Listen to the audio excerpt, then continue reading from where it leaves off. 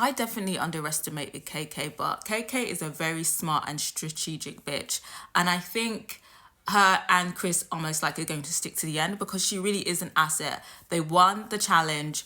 Obviously, Chris, he's an athlete, but KK, she's fit. And she was definitely putting that body to work in their challenge to secure the win. They're now the power couple, and they got given the privilege of putting one of the safe couples, one of the highest performing couples, into the public vote to potentially get voted off.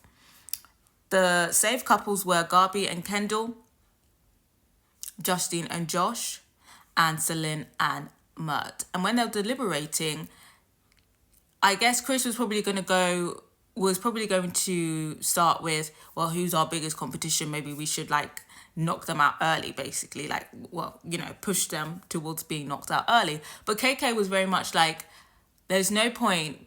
Yes, that is a strategy, but there's no point putting somebody up who's going to be saved by the public and who is popular by the public, and now we're going to have a target on our back. That's going to be a waste of a vote.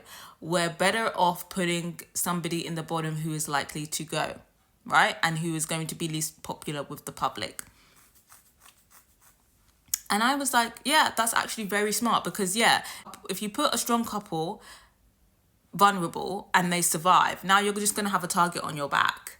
So you might as well go for somebody who is least threatening and who's likely to go out because, a win is a win. Like getting somebody else out is a win, basically. So they decided to go with Celine and Mert. And I think that was the really good strategic decision. Maybe Chris is going to be the muscle and KK also is going to be the additional muscle, but she's also the brains in the situation. And I think Chris was realizing, oh, yeah, that's actually quite smart. And he went along with it because it was a very smart decision. So I think definitely Chris and KK are going to be the ones to watch. And yeah, definitely don't underestimate KK. Even her today with the whole Tyreek situation, Tyreek kind of put her in it by exposing their kiss.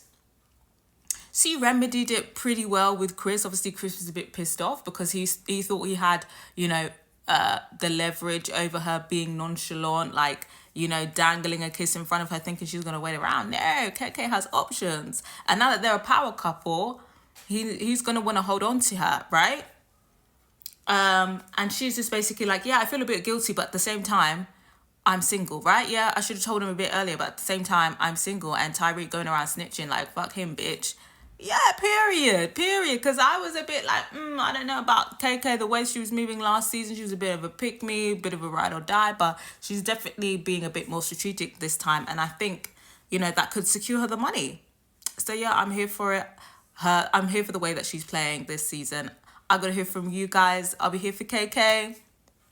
Let me know what you guys think. And do you think she should stick with Chris or maybe find someone else? I think she should stick with Chris. I think he is probably the most athletic person in Love Island games history. I don't know. Maybe Ovi might come in. He's also a tall basketball player.